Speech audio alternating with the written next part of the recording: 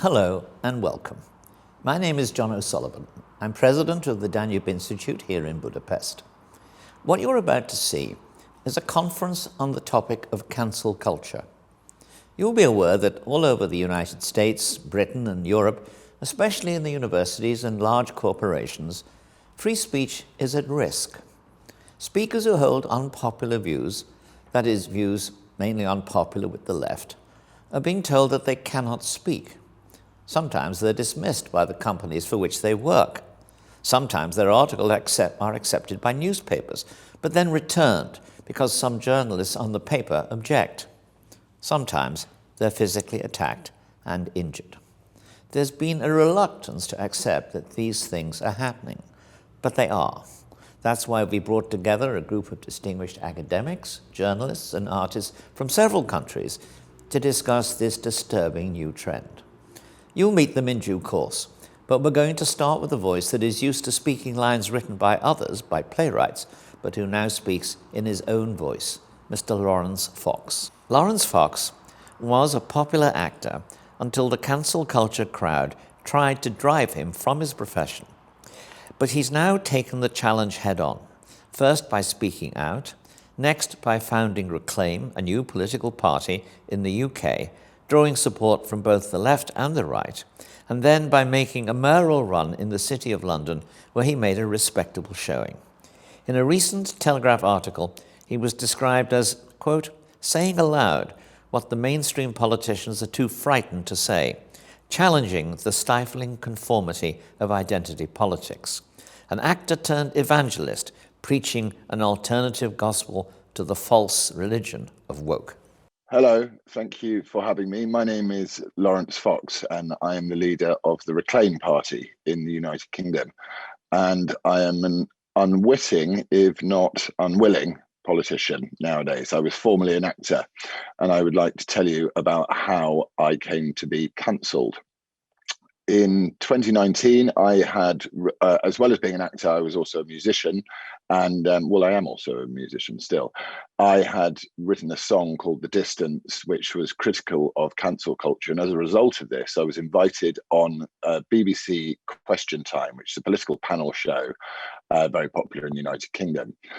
I was I was asked a question about Meghan Markle and whether she was hounded out of the United Kingdom, as she said, as a result of racism. I said, no, I didn't believe, when asked my opinion, I didn't believe that she had left the United Kingdom because of racism, owing to the fact that the United Kingdom is statistically one of the most tolerant and welcoming countries on earth. The audience member who asked me this question then said that I was a white privileged male, to which I responded that was a racist statement to deny someone an opinion owing to the color of their skin and an immutable characteristic is a racist thing to say. I thought the program had gone perfectly fine. I thought it was a very moderate view held by a vast majority of people in the United Kingdom of all ethnicities and etc. The next morning, I awoke to a phone that was almost melting with correspondence from friends, many saying, well done, someone needed to say it. But at the same time, the Actors Union, Equity, which is also currently having a major problem in the United Kingdom at the moment with members leaving it, called for me to be denounced and to not work again, essentially. And this precipitated what in the Twitter world is called a pile-on from the virtuous members of the show business community, who then decided that I wasn't to work again. I very quickly liaised via lawyers with Equity to say, please, could you remove this statement of calling for me to be denounced because I have a career. Anyway, they didn't. I then threatened them with legal action, and in the end they withdrew their statement and made a half-hearted apology. And by this point I'd realized the damage had been done, and many members of the show business community started coming out and calling me a racist for daring to question the lived experience of Meghan Markle or the lived experience of the lady in the audience who had questioned me. So I proceeded to go into a period of deep sadness, actually, having spent 22 years as an actor. And I thought, my career is lost. And I then thought to myself, no, something needs to be done about this. We cannot have this emerging cancel culture where any dissenting view is ultimately silenced by this single and simple allegation of racism. So I then formed the Reclaim Party with the express intention of trying to restore freedom of speech, the most important cornerstone to any free and liberal democracy, which allows everybody to have an equal view. Unfortunately, one of the side effects of free speech is that you do get a few nut jobs who say silly things, but that is a small price to pay for the right to everyone to speak. We've done some polling over this issue in the United Kingdom, and it turns out that half the country self-censor or are frightened to speak their minds, which has direct implications on government policy, because if only half the debate is being had, then the policy is going to be only ever going to be based on half the information. So I then decided I would stand for the Mayor of London, an impossible task, seeing as London is the cathedral city of wokery and this critical race theory and all of the other things that are part of the doctrines and rituals of the modern woke religion. I managed to get 50,000 odd votes and 120,000 second preferences, which I was absolutely thrilled with from a standing start. And it goes to show that even in this great capital city of ours, there are people that are aware of what is going on with this horrible and burgeoning cancel culture. So I find myself now about to release a legal remedy report to the government for remedies to maintain freedom of speech and make small amendments to existing legislation which suppresses it. And yes, that's my story, really. I'm not sure what else you'd like me to say, or what else I can offer at this point. Yeah, Laurence, it's Rob Dreher here. I'm a visiting fellow at the Danube Institute, and I'm the author most recently of a book called Live Not by Lies, which is a response to cancel culture. I am curious to know to what extent you think that this can be addressed through politics, because one of the things that's so curious and terrifying, frankly, about cancel culture is the way it can and does exist within the structures and institutions of liberal democracy. In other words, people, the actors who are calling for you to be denounced, they have the right to do this sort of thing. And I don't know what legal remedies there can be or what laws could be passed to protect someone from this sort of attack. Could you elaborate? Yes, I think the political means are very difficult, actually. If I'm honest, I think that every single institution is being hollowed out from within by those that actually support and encourage cancel culture.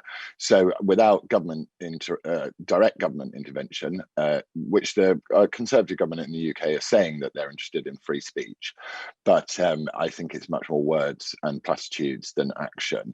I think actually, interestingly, the best way to challenge it, and it's the most difficult way because it's the most expensive way, is via the legal system.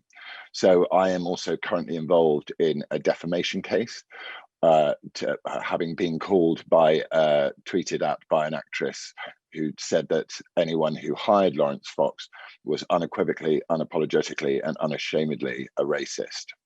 So I am currently in legal proceedings to try and take this word racist, which is the word used to silence all debate, to the court and ask a judge or a jury, I hope, to define what that word means, because we all know what the word racist means. It means to discriminate against someone based on the color of their skin, or to believe that certain skin colors or immutable characteristics are superior to others.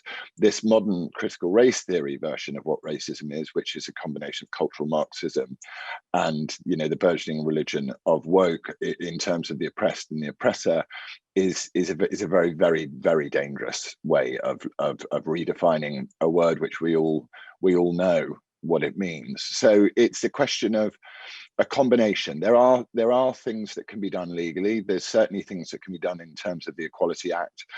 and the Human Rights Act. But really, what the United Kingdom would benefit from, I believe, is something very similar to the American First Amendment, which is an inalienable right to free speech. It's going to be very, very difficult. I thought what would happen in my career, in my short political career thus far, would be just to try and move the Overton window back towards the centre. But this is much more difficult, because one's the woker enemies, which is essentially what we're witnessing, the rise of acceptable racism again, real racism again, this time aimed at a different group, and which happens to be white people, and as we're seeing across the world, huge amounts of open anti-Semitism. So I think lawfare, as they call it in America, and carefully considered going over of the Equality Act and the Human Rights Act will be a good beginning to this. But it's a cultural issue, and people are silenced. And you only have to take a look at what happened to my entire career. It was exploded in less than a week, as to why people do not want to speak and open their mouths. But I think unless we do, we're going to be run, dominated and controlled by an extremely small, very authoritarian, genuinely racist mob. Hi, Laurence. Charles Cooke here. I write for National Review in the States. The part of this that I find the most astonishing is the role that your union played in getting you cancelled.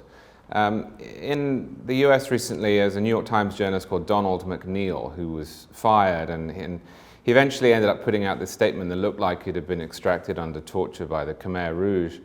And it turned out that the union had been against him.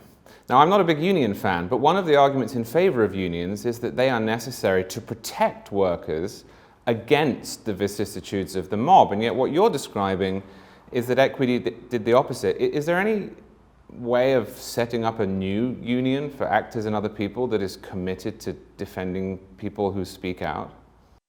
I think that would be a very good idea. Just this morning, Maureen Lipman, a Jewish actress, has a member of Equity for 50 years, has left because the president of Equity and the general secretary of Equity have called for sanctions against Israel. Now, as far as I'm concerned, actors' unions, as you say, are there to represent actors. They're not there to represent or involve themselves in the politics of the Middle East, and certainly against the most important defense of their many Jewish members. So I don't know. I think that what we've got is we've got people coming out of universities heavily indoctrinated into this modern critical social justice, critical race theory, and they are unable to show any form of introspection or understanding that others may have a different view. So I think it would be wonderful. But look on social media, what happened? Parler, I'm not sure how it's pronounced, tried to create a free speech area away from the sort of sewer that is Twitter, and they were immediately shut down. It seems to me that there is a concerted effort globally, certainly from the technocracy and the big tech elites, to say that certain views will not be tolerated in society ever again. They will be silenced, and those views happen to be conservative views. So I think it's very, very sad. There are great noises coming out of America in Ron DeSantis, who is a very brave man who is standing up against all of this stuff. But what would another union achieve? These views, you must extremely pro-Palestine, anti-Israel. These views, if you do not hold these views in show business, you will not get a job. That's it. There are very, very, very few that are willing to speak their minds about this. Laurence, I've been here on the continent for 5 or 6 weeks, and it has been extraordinary to me to see how here in Hungary, also in France and elsewhere in Europe, this Anglo-American culture war, these Anglo-American culture war issues have been appropriated by the left here, and they're using it for their own purposes. Here in Budapest, for example, a few weeks ago, the left-wing city government erected a Black Lives Matter statue that was painted in rainbow colors for LGBT pride. The mayor of the district was asked by a journalist, "Why did you do this? There aren't many black people in Hungary." She said, "Oh, but we must stand firm against racism."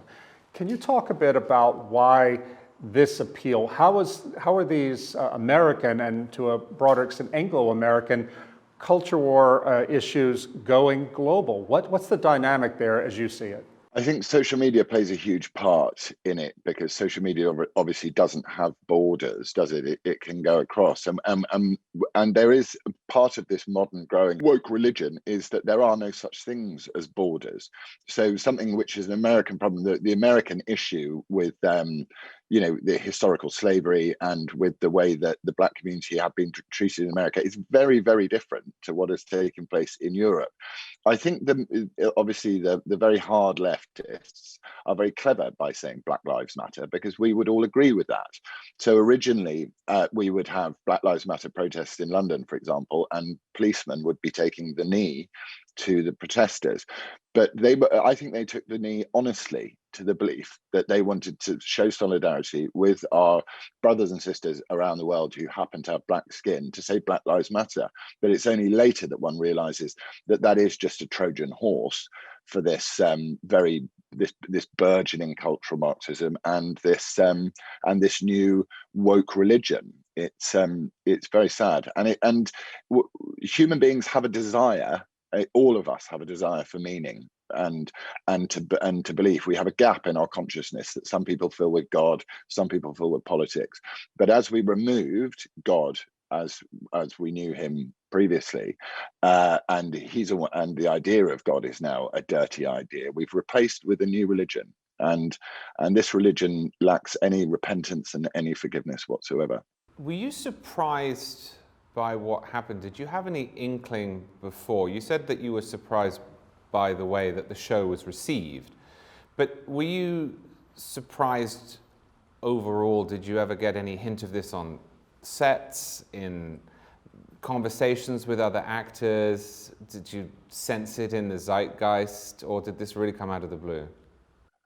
It's very interesting. I spent 10 years working with an actor, a lovely actor called Kevin Whately, who is left-wing, not a socialist, but he's a left-winger, caring about the important aspects of left-wing political thinking in terms of stuff like social inequality and various other things. And we used to disagree and argue frequently every single day. But then as I moved into probably, I'd say about 2016, 2017, and the new generation of actors started coming through, where all casting was based around diversity of skin color. It had nothing to do with anything other than that, and that it remains that way to this day. And I noticed that people started not to speak their minds anymore, which is very odd in terms of art, because the whole idea of art is to challenge political thinking, particularly, and be countercultural. So I saw it coming, and whilst I was surprised at the level of vitriol thrown at me, interestingly, in the room, what I said received a round of applause. So it was pretty obvious that I was speaking something that people understood.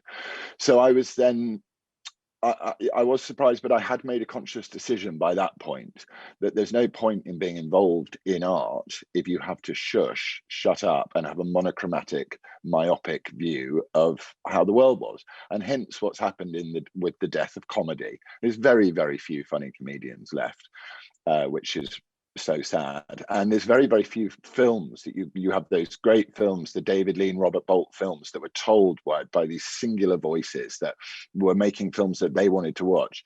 Now you'll watch a film and the whole thing seems to be put together like a 3-year-old's Lego toy. You know exactly what's happening next. It challenges no part of your soul, and no one is touched deeply anymore. And I think we will get bored of it at some point. But it's pretty sad to be involved in. You know, Laurence, about 5 or 6 years ago in the United States, I began to hear from people who had been raised under communism, Soviet communism, either in Russia or in the Eastern Bloc, and who had emigrated to America. And they were starting to say the things they're seeing happen in America, this was at the beginning of the rise of cancel culture, reminded them of what they had grown up with and left behind in the Eastern Bloc. And if you talk to them long enough about it, they would express real anger that no American would take them seriously, that we were witnessing the rise of some new form of totalitarianism. Do you think it's fair to describe cancel culture and all the adjacent cultural expressions, to describe it as a form of totalitarianism? Why or why not? Yes, I do. And I think what's so concerning about it is not only are we watching a rise of totalitarianism, we're also witnessing the birth of a new religion at the same time. So I see wokery as a religion. So I think it's sort of unprecedented that we've got these two things happening at the same time. And yeah, I have a friend actually in New York who emigrated to New York from communist Eastern Europe, and she is exactly as you described. She's furious. She says, "My family fled to come to freedom, and you're giving your freedom away."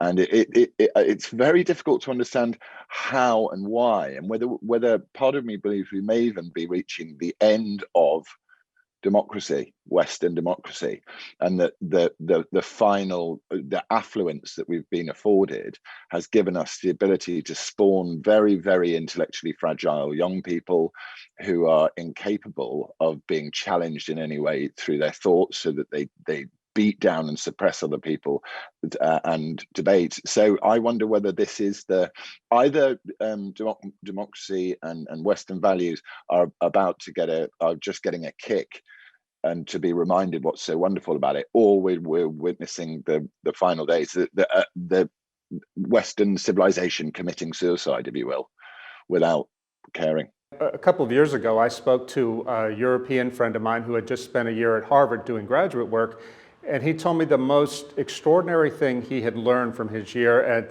the top American university was how fragile the American elites are. And for exactly the reason you say, he said they cannot deal with any thought or expression that makes them anxious, and they have the power to suppress it. He said the thing is, they have utter confidence in their destiny as leaders. This man said, he was middle-aged, he said that as a European, we depend on America being strong. I don't see America being strong. I see America being ruled by these utter neurotics, and that makes me fear for the future of Europe. Well, as a Briton, what does that make you think? I think that America, obviously, the old adage that America sneezes and Europe gets the cold, is that we're going to see the rise in the UK of the same thing, exactly the same thing. I have friends who've been to university and they go in one way and they come out a totally different way. You cannot communicate with them. There's also no logic or any reasoning. Reason is being thrown out in this. Critical thinking is being thrown away at the altar of, as one says, we're not offending other people, to say, I feel hurt by what you say. Some of the most important lessons one learns in life are painful, and that is just simple. It's the way life has been structured. But this vision of utopian living where nobody gets hurt, nobody is ever allowed to say anything offensive, it has a sort of, there is, like all bad ideologies, they all begin with a grain of truth, which is, do we want to live in a more equal world? Do we want to live more harmoniously? That is a noble goal. But the bureaucracy and the armies of commissars that it's going to take to make everybody behave and nobody upset anybody and everybody be equal is pure communism, totalitarian communism. That's what people are after. And they haven't, these children are not taught in the United Kingdom. They're not taught British and European history. They're taught revisionist history. Then they're not, and in my view, revisionist history isn't history. history, we were always told, as I love history, we were always told who to read, who was the most impartial, who would offer you the truest and most factual and impartial insight into what happened, in whichever period of history you were studying. But young people nowadays, they don't learn history.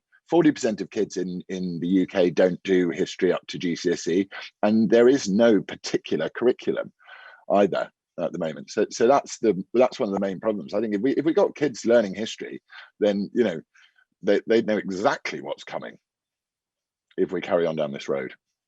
So it seems to me there's a paradox here, because on the one hand, you're worried that we're heading toward the end of democracy, and I share that worry. On the other hand, you said when you were in the room on Question Time, you got a round of applause. There seemed to be some sentiment in your favor. You mentioned polling that shows that people are aware that they're self-censoring.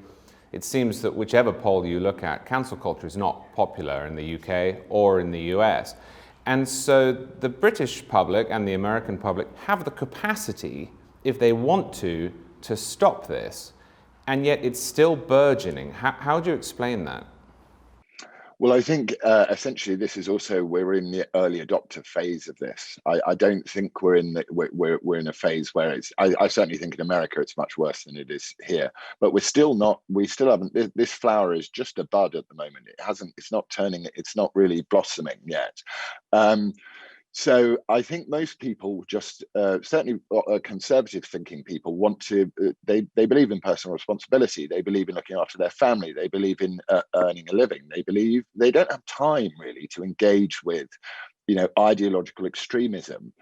So, like the rise of fascism in Germany, it was just too late by the time everyone realised how bad it was, and that's the problem. But I think this is why I exist. I'm going next week to up to Batley and Spen, which is the constituency where there's going to be a by-election where a teacher was hounded out and is now living in hiding for showing the cartoons from the Charlie Hebdo in a class on blasphemy. And the government have said absolutely nothing about this.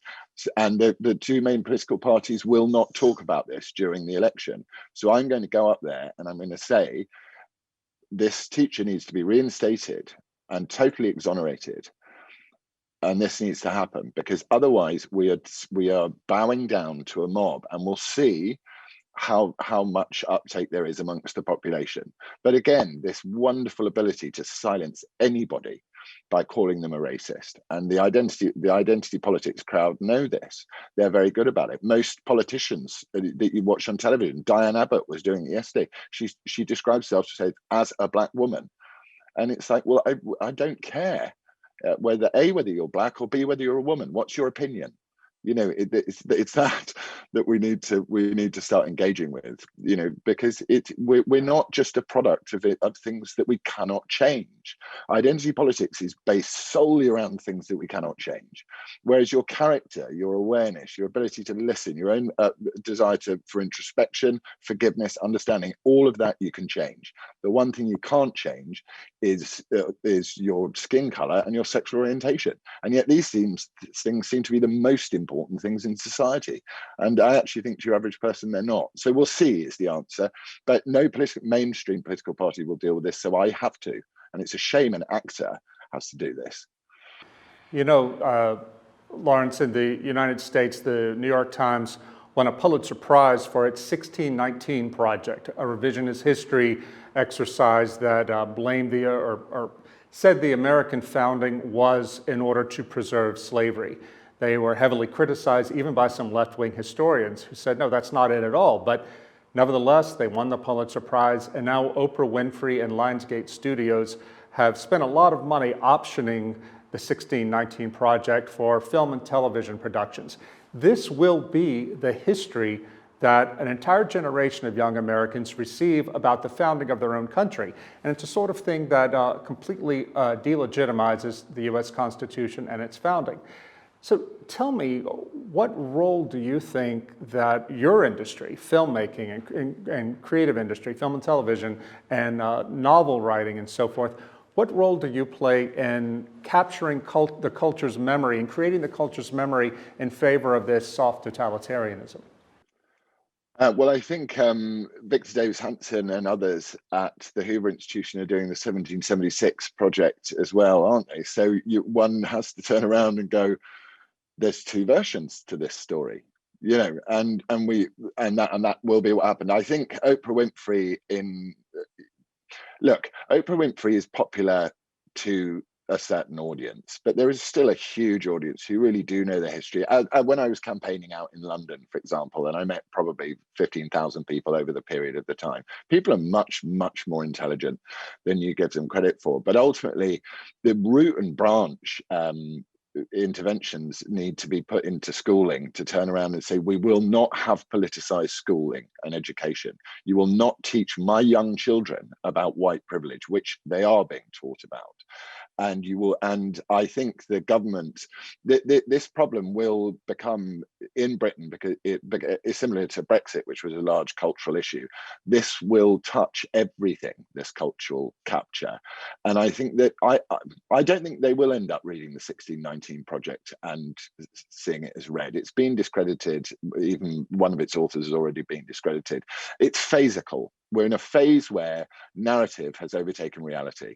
Narrative has overtaken fact. Narrative is crucial above all other things, and that shows how fragile, how blinkered. And human beings aren't ultimately like that. Human beings, the whole process of evolution is that the dissenting gene, the outlying gene, the one that pushes itself in a different direction, that is how societies progress. It is very, very unnatural for human beings to centralize around mistruth.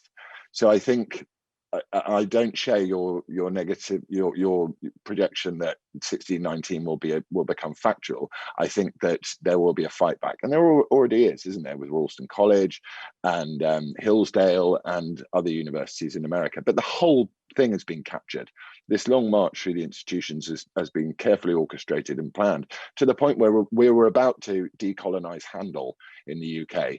They're about to go. The Royal Society of Music are about to remove problematic instruments.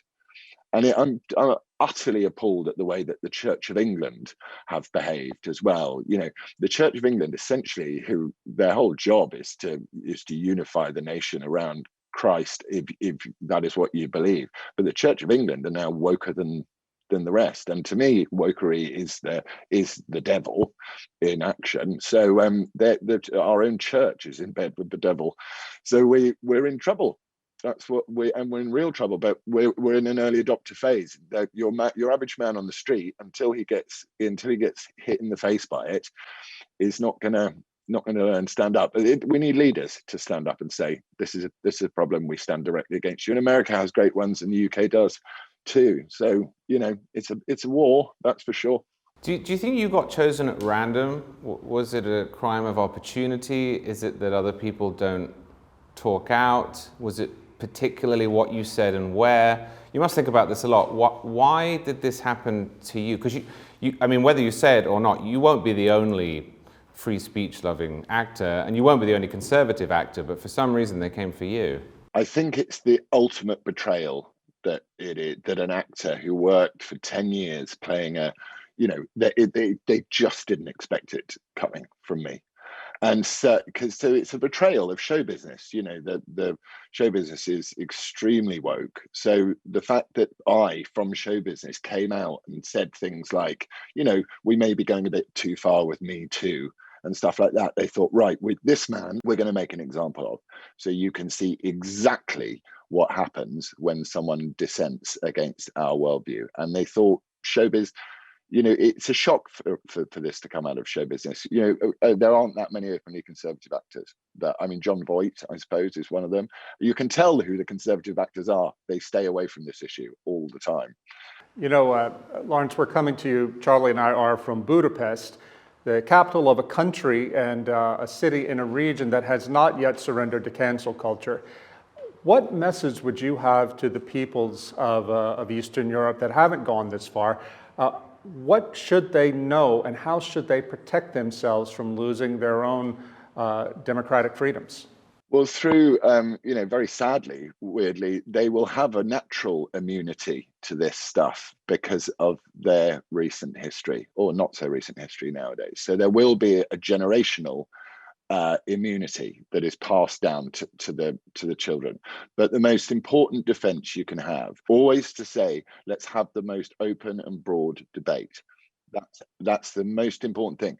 So the minute someone tries to silence any form of debate or tries to manipulate language, these are the early signs of when people try and manipulate language. When it started, people started to say, I'm a person of color rather than a colored person. And one is, absolute crime against humanity, and the other one is a wonderful, respectful way of treating someone. Once these pieces of doublethink start entering people's heads, we should encourage our children always to ask why. Questions are the most important thing. And if someone can't answer a question, then that you have to ask yourself whether you should trust them. Certainly in education. My own children come home from school. My youngest son came home from school very upset because they'd held an assembly in the school, and when Donald Trump had been diagnosed with COVID, and the head teacher stood up and said, Donald Trump's been diagnosed with COVID, and she wanted a round of applause, which she got. And then my youngest son was very, very upset, and he couldn't understand why people were clapping for someone being ill. He didn't get it. So what I do is I'm like, parents who have the power who have the power and the understanding of what's going on, always teach your children. I say to them, I don't mind what you think. It doesn't bother me what you think. You can think whatever you like, but as long as you can explain to me why you think it and defend yourself in a conversation against me, any form of silencing is really bad for human interaction. That's what I would say. Talk. Be free in your expression. So what is your next move? You ran for mayor, you have this report coming out, then what?